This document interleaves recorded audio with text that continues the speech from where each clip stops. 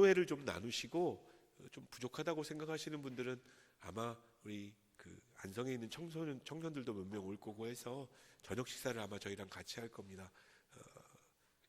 저나 저희 아내에게 연락해 주셔서 몇 시에 어디서 모이냐고 이렇게 생각하고 와주시면 좋을 것 같습니다. 2장 1절부터 9절까지만 읽겠습니다. 2장 1절부터 9절. 그는 허물과 죄로 죽었던 너희를 살리셨도다. 그때 너희는 그 가운데서 행하여 이 세상 풍조를 따르고 공중의 권세 잡은 자를 따랐으니 곧 지금 불순종의 아들들 가운데서 역사하는 영이라. 전에는 우리도 다 그 가운데서 우리 육체의 욕심을 따라 지내며 육체의 마음에 원하는 것을 하여 다른 이들과 같이 본질상 진노의 자녀이었더니 긍휼이 풍성하신 하나님이 우리를 사랑하신 그 큰 사랑을 인하여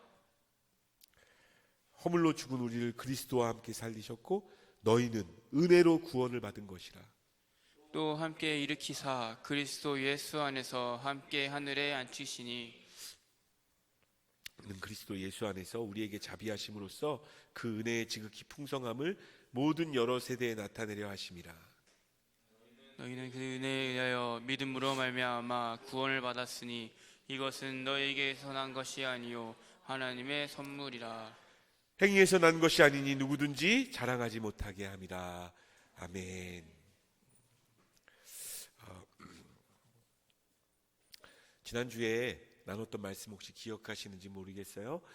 믿음의 기본기, 신앙생활의 기본기를 여러분들하고 나누면서 기본이 안 되면 다른 어떤 것들을 쌓아도 쌓아지지 않는다라고 말씀드렸죠. 그 기본기가 뭐였나요? 대전제가 뭐였나요?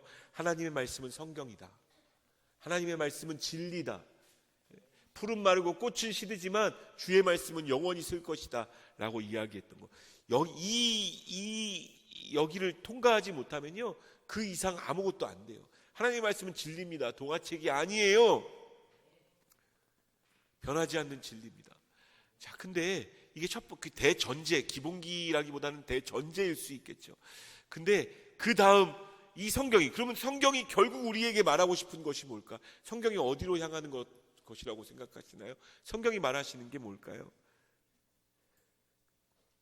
예수님이 직접 이런 말씀을 하셨습니다. 요한복음 5장 39절부터 40절.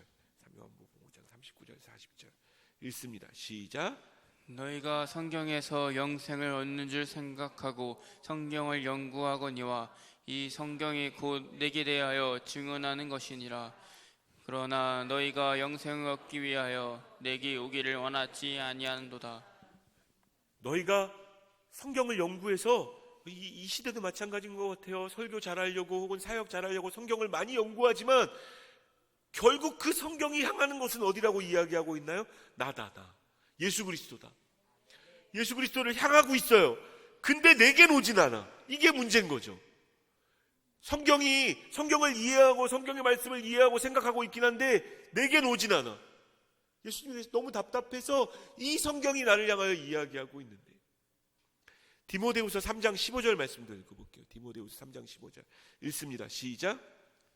또 어려서부터 성경을 알았나니 성경은 능히 너로 하여금 그리스도 예수 안에 있는 믿음으로 말미암아 구원에 이르는 지혜가 있게 하느니라.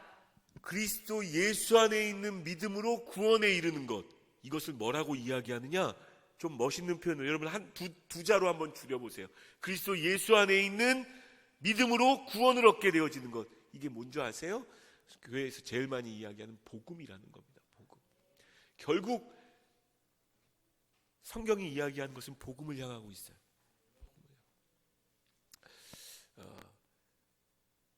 복음이 지금 이 시대의 교회만큼 만들었고 이 시대의 교회들을 세웠고 저와 여러분들을 살리고 있고, 요즘 들어 이렇게 트렌드가 생긴 것 같아요. 복음으로 돌아가자. 복음으로 돌아가자. 왜냐하면 근데 그 말은 명제가 잘못된 게 아니에요. 결국 복음이거든요. 요즘 이렇게 서점, 제가 우리 용래 형제 책 사주려고 성경책하고 책을 좀 구입했는데 책 사주려고 기독교 서점을 가서 이렇게 서점 이제 오랜만에 책을 이렇게 쭉 보는데 나와 있는 책 제목들이 다 복음과 관련된 책들이 너무 많이 나와 있어요. 그 중에서 이제 눈에 확 띄는 시꺼먼 표지에 오직 복음이라고 되어져 있는 이 책을 들고 샀습니다. 사서 좀 읽으면서 하고 있는데, 이게 이제 미국 남침내 교회 아주 유명한 J.D. 그리어라는 목사님이 쓰신 책입니다. 오직 복음, 복음밖에 없다.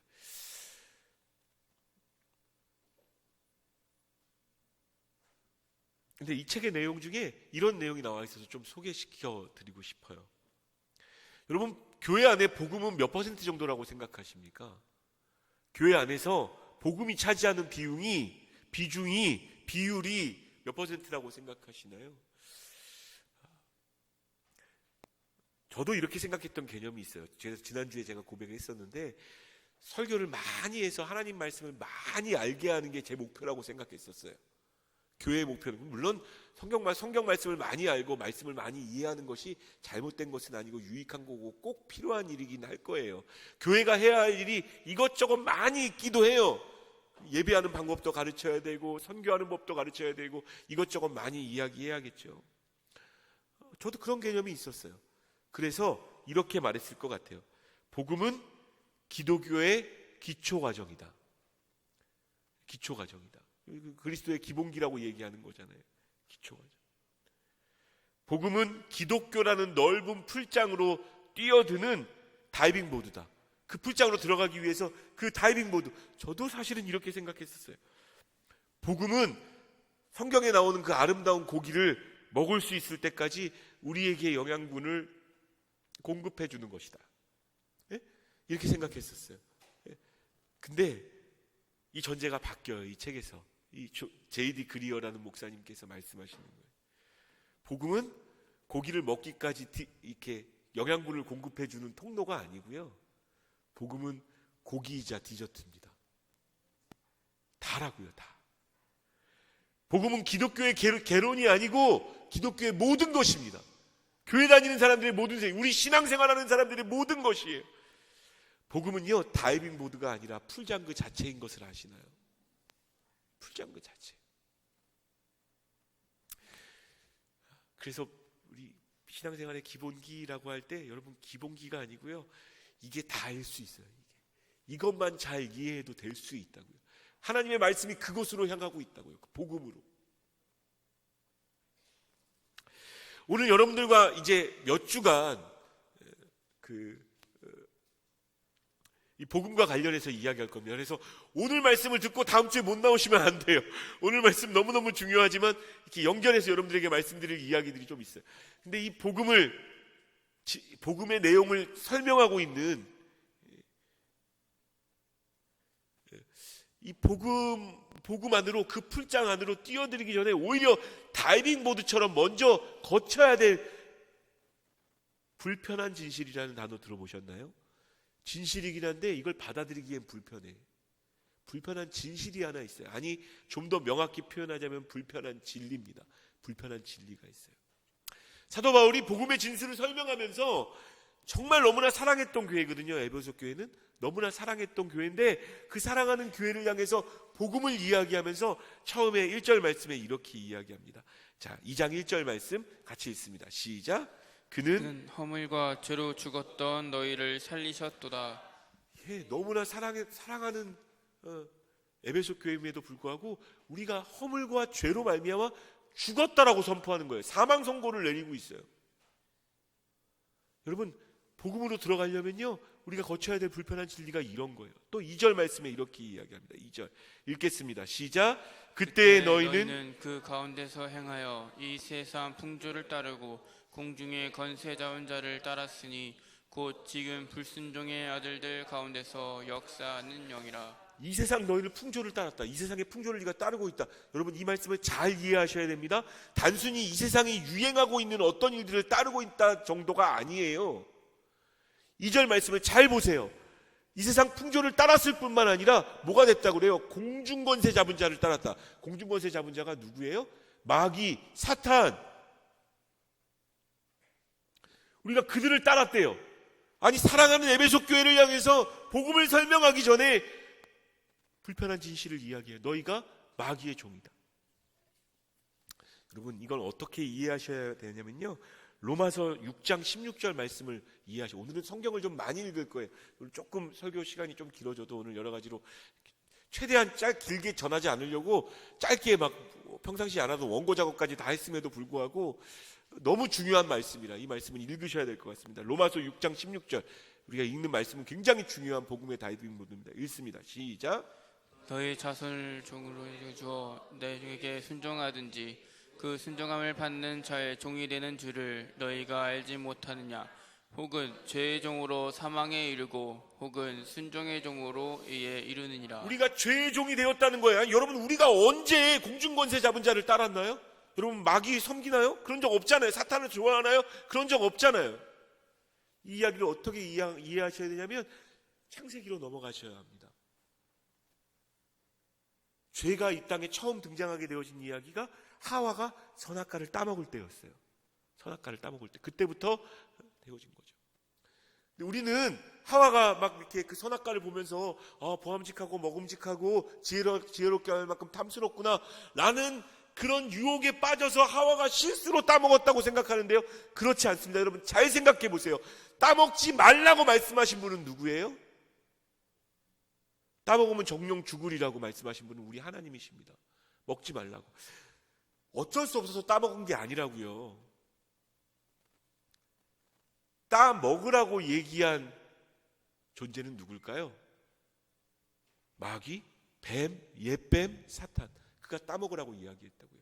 그러면서 따먹으면 이렇게 말하는 거예요. 나중에 이제 좀 더 이 부분을 깊이 공부하고 싶으신 분들은 우리 세가족 성경학교라든지 예수님짜리 성경 공부에 좀 같이 참여하시면 좀 더 자세히 말씀드릴 수 있습니다. 이런 거예요. 따먹어. 너 언제까지 하나님 기준에 맞춰 살래? 왜 선악과가 있는지 아세요? 선과 악을 구분하는 것이 주의 말씀에 의해서, 그 나무에 의해서 그 열매를 따먹느냐 따먹지 않느냐에 따라 결정되어진다는 것이기 때문에 선과 악을 갈아놓는 거예요. 따먹어. 그냥 네 기준대로 살아. 네 맘대로 살아. 네 소견대로 살아. 네가 먹고 싶으면 먹어. 왜 하나님의 기준에 제약이 돼야 돼, 네가? 마귀의 유혹에는 단순의 유혹이 아니라 하나님만이 기준이 되어졌던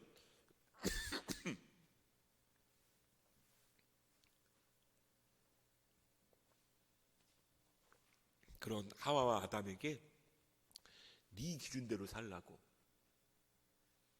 떠먹으라고 그랬더니 정말 자기가 보기엔, 내 눈에 보기엔, 내 마음에 느껴지기엔 따먹으면 좋을 것 같아 보였던 거예요. 그래서 따먹은 거죠. 자, 하와가 선택했어요. 하와가 선택했지만 선악과를 따먹는 결과적으로는 하나님 말을 따른 겁니까? 마귀 말을 따른 겁니까? 내가 따먹었어요. 내가 따먹었는데 결국 누구 말을 따른 거예요? 마귀 말을 들은 거죠. 사탄의 말을 들은 거죠. 로마서 말씀에 의하면 우리는 공중권세 잡은 자를 따른 상황이 되어진 거죠. 3절 말씀을 그렇게 에베소서 2장 3절, 에베소서 2장 3절 같이 읽습니다. 시작. 전에는 우리도 다 그 가운데서 우리 육체의 욕심을 따라 지내며 육체와 마음에 원하는 것을 하여 다른 이들과 같이 본질상 진노의 자녀이었더니. 굉장히 중요한 말씀이죠. 이 1절, 2절, 3절이 다이빙 보드 같아요. 그 복음으로 뛰어들 수 있는. 이게 없으면, 쉽게 말하면 저와 여러분들은 죄인입니다. 하나님 없으면 안 된다고요. 소망 없는 사람들이에요. 이 사실이 온 마음으로 받아들여지고 이 말씀이 믿음으로 받아들여야지. 근데 제가 아까 이야기했잖아요. 불편한 진리예요.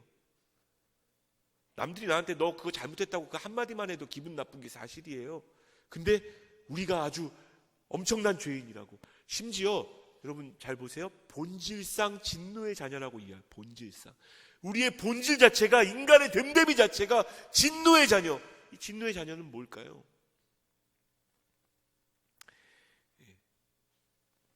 즉 하나님이 우리에게 진노를 부으시고 심판할 수밖에 없는 그런 자녀가 되어졌다는 거예요. 3절 말씀을 잘 보세요. 아까는 공중권세 잡은 자를 따랐다라고 이야기하는데 3절 말씀은 지금 우리 시대로 끌고 오죠. 너희가 너희 육체의 욕심을 따라 마음에 원하는 대로 그렇게 행했다고. 여러분, 그게 죄입니다. 여러분, 이게 죄라는 사실을 깨달으셔야 돼요. 내가 하고 싶은 대로, 내가 원하는 대로, 하나님이 기준되어지지 않고 내가 하고 싶은 대로 내 마음이 원하는 대로 하려고 하는 거, 그게 죄예요. 이 죄가 우리에게 들어오면 어떻게 되어지는 줄 아세요? 본질상 진노의 자녀가 되어지는데, 이사야 59장 2절 말씀을 읽겠습니다. 이사야 59장 2절 읽습니다. 시작. 이사야 59장 2절 말씀 읽습니다. 시작. 오직 너희 죄악이 너희와 너희 하나님 사이를 갈라놓았고 너희의 죄가 그의 얼굴을 가리어서 너희에게서 듣지 않으시게 함이니라. 말씀을 잘 보세요. 죄로 인해서 하나님과 분리되어져 버립니다. 심지어 우리의 죄가 하나님의 얼굴을 가려서요, 하나님이 우리가 아무리 기도해도 듣지 않으시도록 만든다고 성경은 이야기하고 있어요. 제 이야기가 아닙니다. 성경 곳곳에서 이야기하는 진리죠. 로마서 3장 10절 말씀은 더욱더 분명하게 우리에게 이야기합니다. 로마서 3장 10절 읽습니다. 시작. 기록된 바 의인은 없나니 하나도 없으며. 우리가 만나야 할 불편한 진리는 아예 의인은 아무도 없다는 거예요. 여러분, 이것이 무슨 누가 더 죄를 많이 졌고 덜 졌고 이런 개념이 아니에요. 본질상 진노의 자녀예요. 본질상. 그때 그랬고요. 심지어 야고보서 4장 4절에 이렇게 말씀하십니다. 야고보서 4장 4절 읽습니다. 시작. 가늠한 여인들아, 세상과 벗된 것이 하나님과 원수됨을 알지 못하느냐. 그런즉 누구든지 세상과 벗이 되고자 하는 자는 스스로 하나님과 원수되는 것이니라. 세상이 하나님과 원수가 되어져 버리네. 이제 본질상 진노의 자녀의 개념이 이해가 되세요? 그분과 분리되어졌을 뿐만 아니라 내 아버지 되시고 내 하나님 되셨던 그 하나님이 하나님과 원수가 되어진대요. 여러분, 조금 권력 있는 사람과 원수가 되어져도 얼마나 불편하게 사는 줄 아세요? 하나님과 원수가 되어졌을 때를 상상해 보셨나요? 우리에게 무슨 소망이 있겠어요? 우리에게 무슨 소망이 있겠어요? 사실은 이 땅에 일어나고 있는, 여러분, 코로나 바이러스부터 시작해서 하나님과 원수가 되어져서 생겨난 결과물들입니다. 여러분들이 지금 겪고 있는 돈 없음과 부부싸움과 자녀들이 말 순종 안 하는 것과 이 모든 것들도 마찬가지예요. 이 땅의 경제적인 부족함, 열심히 노력했는데도 이루지 못함, 열매를 거두지 못함, 다 하나님과 원수가 되어졌기 때문에 일어나는 일들이에요. 하나님과 왜 원수가 됐대요? 여러분, 좀 놀라셔야 됩니다. 세상과 벗되면, 세상이. 여러분, 여기에 세상과 벗 안 되신 분들 계세요? 세상이 말하는 것, 나는 그들이 뭐라고 이야기하든지 주님만 바라보겠습니다. 나는 월급도 필요 없고 학교도 필요 없습니다. 이러신 분들 계세요? 직접 아무도 없잖아요. 세상과 벗되는 거예요. 텔레비전 안 보시는 분들 계시나요? 신문 안 보시는 분들 계시나요? 요즘은 인터넷으로 유튜브 안 보시는 분들 계시나요? 근데 그 세상과 벗되는 것 자체가 하나님과 원수되어지는 지경이라고 이야기하고 있는 거죠.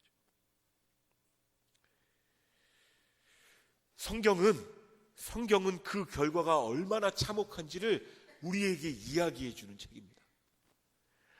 자, 성경을 이제 길게 보지 않으셨겠지만 주일학교 때 들었던 기억 정도 갖고 계셔도 괜찮아요.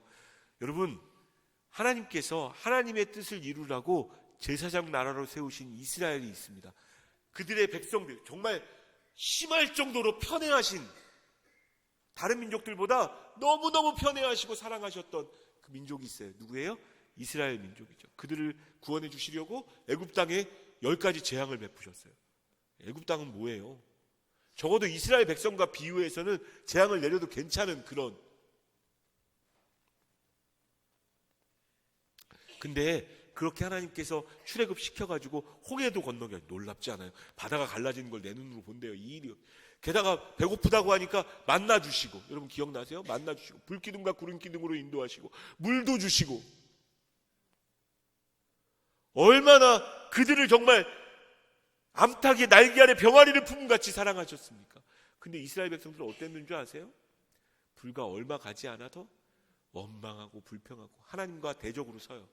왜 소리를 출애굽시켜가지고 애굽 땅이 얼마나 좋았는데, 그 땅에서 고기가 막 옆에 있을 때가 얼마나 좋았는데 왜 그 원망의 그 출발이 뭔지 아세요? 하나님이 그들을 치신 게 아니에요. 배고프다고요. 고기 못 먹는다고요.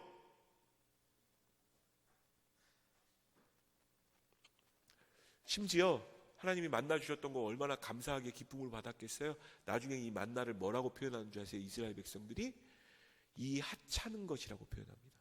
성경에 나와요. 이 하찮은 것을 먹게 하느냐고.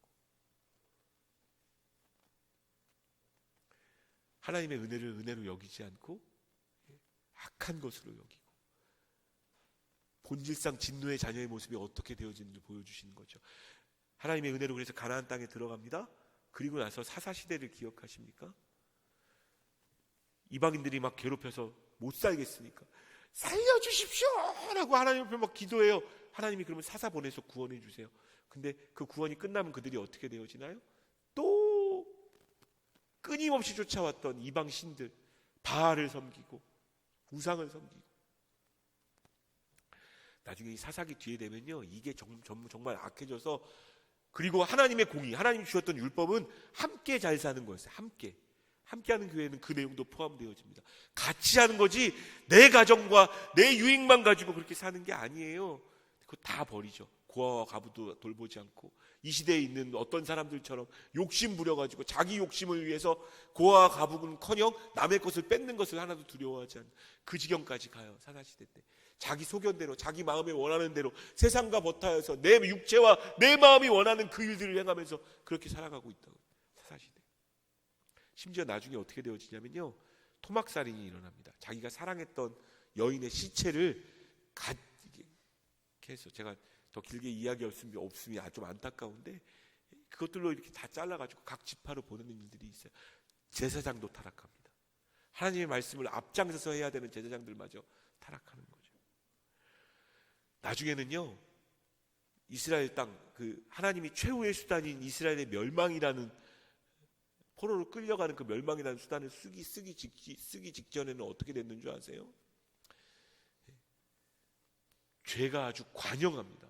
하나님의 전에서 한쪽에서는 예배하고 있고, 성전에서, 성막에서 하나님 예배하라고 예배하는 그 성막에서 한쪽에서는 담무스 신상에게 절하고 있어요. 하나님이 보여주신 환상이에요. 이사야 선지자에게. 말이 안 되는 거죠. 자기 자녀를 인신제사로 들이대 불 가운데로 지나게 만듭니다. 자기 유익을 위해서 우상을 섬기는데 그들의 풍습을 그대로 따라하는 거죠. 결국 멸망이라는 마지막 카드를 들기 직전에 호세아라는 선지자를 부르셔서 이상한 얘기를, 이상한 명령을 하십니다. 너는 음란한 여인 창녀 고멜을 취하여 결혼하라. 창녀야, 창녀와 함께 결혼하라고. 여러분 벌써 이렇게 막, 왜 하나님이 그런 명령을 하시지? 싶죠? 저는 여러분들에게 좀 도전하고 싶습니다. 오늘 말씀을 듣고 여러분들에게 도전이 되어진다면 호세아서를요, 하나님의 마음에 집중해서 한번 쫙 읽어보세요. 그러면서 결혼하라고 시킨 다음에 딸을 낳고 아들을 낳고 또 아들을 낳는데 마지막 아들을 낳으면서 그의 이름을 로암미라고 하라 하시면서 이런 말씀하십니다. 호세아서 1장 9절 말씀 읽습니다. 시작. 여호와께서 이르시되 그의 이름을 로암미라 하라. 너희는 내 백성이 아니요 나는 너희 하나님이 되지 아니할 것입니다. 여러분 경악하셔야 합니다. 한 번도 이렇게 말씀하신 적 없었어요. 내 백성이라고 품어 끌어안았고 언제나 내 자녀라고 이야기하셨습니다. 얼마나 악했으면. 호세아에게 창녀와 같이 결혼하라고 하면서 그에게서 난 아들을 향해서 이렇게 이름을, 그 이후에요, 하나님이 막 호세아 선지자를 통해서 낱낱이 그들의 실상을 고발하십니다. 집에서 읽어보세요. 이스라엘 백성이 얼마나 악하게 행동했는지 정말 처음부터 끝까지 어젯밤에 다 읽었어요. 제가 다 읽으면서 마음 가운데 보는데 이게 아버지의 마음이구나, 우리를 향한.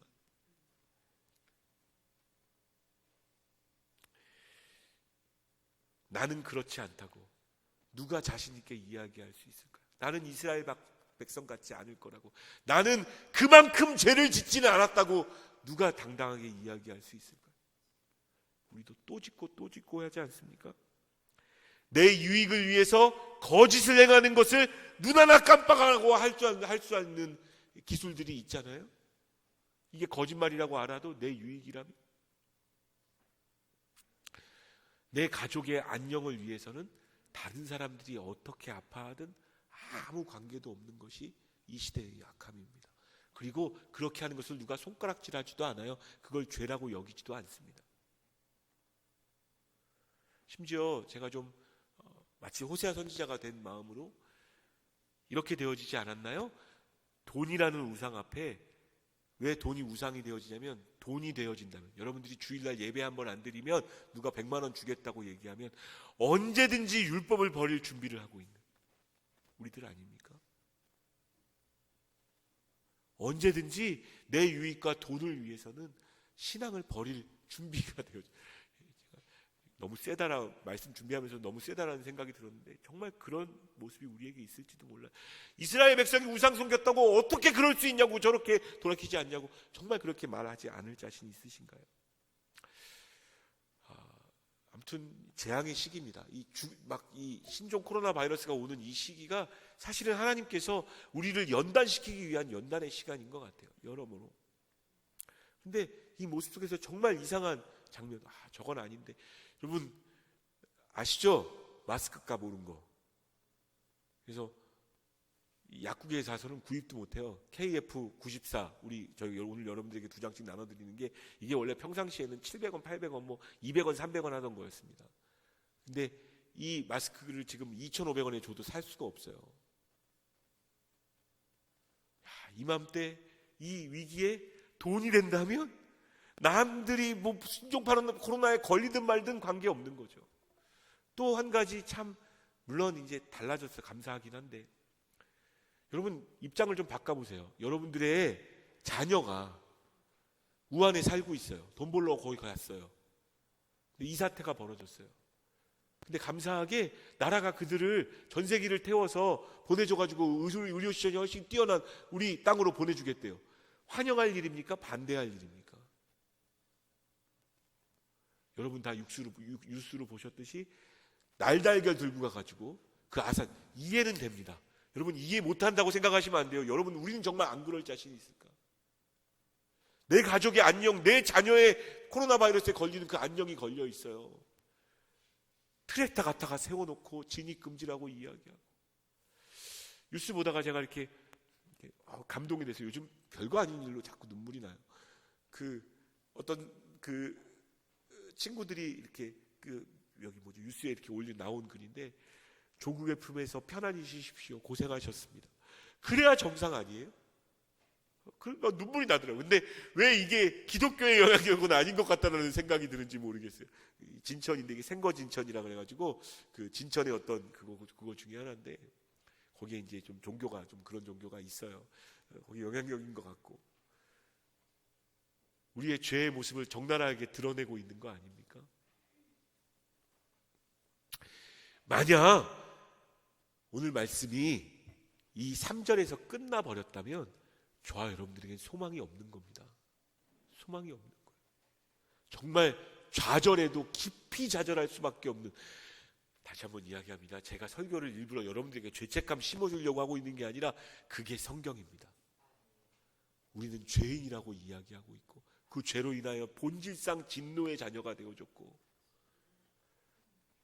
하나님과 원수가 되어졌고, 그렇게 서로 우격다짐하면서 싸우면서, 그게 우리였다고요.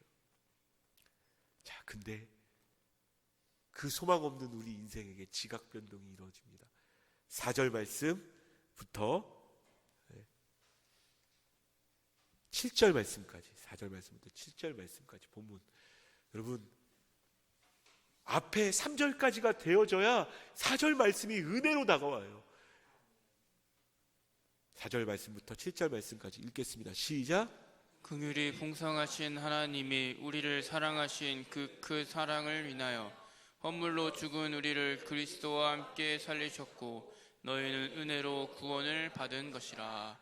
또 함께 일으키사 그리스도 예수 안에서 함께 하늘에 앉히시니, 이는 그리스도 예수 안에서 우리에게 자비하심으로써 그 은혜의 지극히 풍성함을 오는 여러 세대에 나타내려 하심이라. 아멘. 할렐루야. 소망 없는 우리에게 소망을 주셨다고요. 그리스도 예수 안에 있게 하셨다고요. 여러분, 이게 복음이에요. 이게 복음. 그냥 교회 나와서 나 천국 간다? 천국행 티켓 땄다? 아니요, 못 따설 수 있어요. 여러분, 제가 요즘 읽고 있는 책 중에 하나가 복음이 울다, 뭐 이런 책도 있어요. 여러분, 정말 여러분 구원 받았어요? 구원이 뭔데요? 여러분 정말 이해하고 있어요? 교회 다니면 구원 무조건 받은 거예요? 난 하나님 있는 거 믿으니까, 예수님 있는 거 믿으니까. 정말 믿으세요? 구원 못 받을 수도 있다고요, 여러분. 왜냐하면 우리는 본질상 진노의 자녀예요. 본질상 진노의 자녀. 하나님과 원수된 사람이었어요. 근데 하나님이 하셨다고요. 긍휼이 풍성하신 그 큰 사랑으로 인해서 하나님이 우리에게 일하셨다고요. 뒤에까지 다 이야기하면 설교를 마칠 수가 없어요. 너무 귀한 복음이기 때문에. 그 십자가와 그 부활과 그 복음 안에 담겨져 있는 그 풍성함을 우리가 누릴 수 있는 사람으로 만드셨다고요. 그래서 코로나 바이러스가 유행하는데도 난 예배 드릴 수밖에 없는 거예요. 우리 예수 그리스도의 십자가 앞에 나올 수밖에 없고 하나님을 의지할 수밖에 없는 거죠. 누가 뭐라 그래도 총 들고 예수 믿을래? 죽을래? 죽겠습니다를 선택하는 게 예수 믿는 사람들이었어요. 그 복음의 능력, 이게 복음의 능력이에요. 죽음이 이겨낼 수 없어요. 죽음이. 여러분, 다음 주에 꼭 나오세요. 이 복음의 능력을 여러분들에게 오늘은 주로 이 다이빙 보드를 설명하는 거예요. 다이빙 보드가 뭐예요? 우리는 죄인이다. 죄인이고 본질상 진노의 자녀다. 복음으로 뛰어들 수밖에 없는. 그래서 이걸 알게 되어지면요, 내게 복음이 필요하다고 느껴져요. 아주 깝깝하고 깜깜한 어둠 속에 있던 사람에게 4절 이후부터 어떤 단어들이 들어오나요? 은혜, 예수 그리스도, 마치 빛처럼, 선물처럼 우리에게 다가오는 거예요. 사도 바울도 그걸 느낀 거예요, 지금. 그래서 그 이야기를 이야기하는 거예요. 여러분, 기독교의 역사는요, 이걸 느낀 사람들이 목숨 걸고 복음 전했던 그 역사가 기독교의 역사입니다. 교회의 역사고요. 우리 교회는 왜 존재하나요? 오해하지 마십시오. 정지모 목사님 가족 먹여 살리려고 교회가 존재하는 거 아니에요. 예? 교회가 커서 장성해서, 교회가 존재하는 이유도 이 복음이고. 왜냐하면 너무 좌절이니까. 너무 좌절된 세상이니까. 소망이 없는 우리들이니까.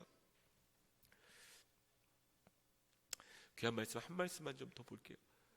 호세아에게는 어땠을까요? 그렇게 막 낱낱이 그들의 죄를 드러냈던, 창녀와 결혼하라고 하면서 내가 너희들 며느리가 막 창녀가 되게 하고 딸이 창녀가 되게 하고 막 그런 거 경험하겠다고 막 성경에 호세아에 다 나오는 말씀이에요. 근데 그 호세아의 후반부에 가면 하나님의 진짜 마음, 피 흘리듯이의 그 진짜 마음이 나옵니다. 호세아 11장 8절 말씀, 11장 8절 읽겠습니다. 그 하나님 마음 같이 읽습니다. 시작. 에브라임이여, 내가 어찌 너를 놓겠느냐? 이스라엘이여, 내가 어찌 너를 버리겠느냐? 내가 어찌 너를 아드마같이 놓겠느냐? 어찌 너를 스보임같이 두겠느냐? 내 마음이 내 속에서 돌이키어 나의 긍휼이 온전히 불붙듯 하도다. 하나님 뭐라고 이야기하냐면, 막 그 호세아 선지자를 통해서 그들의 죄악상을 막 이 죄인들, 진노의 본질상 진노의 자녀들, 하나님과 원수된 자들이라고 막 이야기하는데, 이게 하나님의 마음이에요. 내가 어찌 너를 놓겠느냐는 거죠. 아드마, 스보임이라는 단어가 좀 생소하실 텐데, 아드마와 스보임은 소돔과 고모라가 유황불로 멸망당할 때 같이 멸망했던 도시입니다. 너를 어떻게 놓겠느냐? 내가 놓을 수가 없다. 피 흘리시면서라도 오늘 아까 불렀던 찬양처럼 우리는 주님께 돌아섰지만 내 사랑이, 하나님 마음속에 있는 그 사랑이 너를 포기할 수 없다는 거예요. 내 모든 걸 다 내어줘도 너를 건져내야겠다는 거예요. 그 큰 사랑이 이겁니다. 그것이 복음으로 뛰어드는 분량이죠. 여러분, 하나님이 여러분들을 사랑하시는 것 알고 계시나요? 지금 여러분들이 하나님을 인정하지 않고 아무리 교회에서 복음을 선포해도 목사님 떠드세요. 나는 내일 할 겁니다. 그들을 향해서 여전히 피 흘리고 계시는 예수님의 마음이 우리에게 느껴졌으면 좋겠어요. 피 흘리는 마음으로 어찌 내가 난 너 포기 못해? 내 마음에 너를 향한 사랑이 불붙듯해.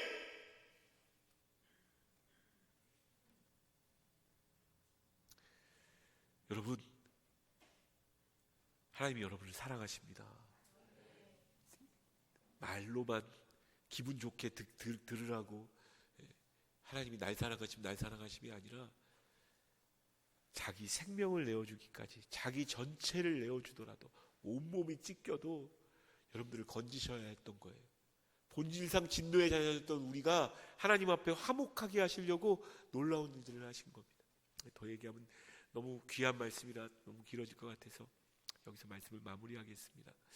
여러분, 오늘 한 가지 기억하셔야 되는 것, 그 복음으로 나아갈 수 있는, 꼭 통과하셔야 되는 것은, 나는 복음이 없었다면 답이 없는, 정말 아무것도 할 수 없는, 소망이 없는, 희망이 없는 좌절된 존재였음을 깨달으셔야 합니다. 굳이 성경이 그럴 뿐만 아니라 여러분 자신의 삶을 기도하면서 호세아서를 읽으면서 잘 묵상해 보세요. 여러분은 정말 그렇게 안 사시나요?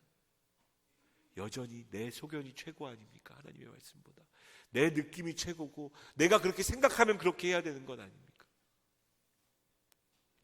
기도하겠습니다. 성경은 우리에게, 그 생명의 말씀은 우리에게 불편한 진리를 이야기합니다. 우리는 죄인이라고요. 여러분, 나의 죄인됨과 내가 하나님을 인정하지 않고 내 맘대로, 내 뜻대로, 내 기준대로 살려고 하는 그 죄성을 직면하지 않으면 복음도 은혜롭게 우리에게 다가오지 못합니다. 직면하셔야 됩니다. 우리는 하나님 없으면 하나님과 원수되어져서 망할 수밖에 없는 존재임을, 멸망할 수밖에 없는 존재임을. 근데 여기에 희망이 있는 거죠. 하나님의 사랑에 희망이 있는 거예요.